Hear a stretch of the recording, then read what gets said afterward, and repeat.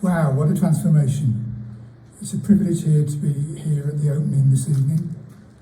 Today we celebrate the rebirth of this section of the iconic Price Jones building. This project brings together public investment, experienced training, state-of-the-art facilities, and above all, the enthusiasm and inspiration of youth. The development is underpinned with £500 million worth of investment, good value to keep alive the town's textile legacy and provide a unique linkage of the design, technical and marketing aspects of a career in fashion.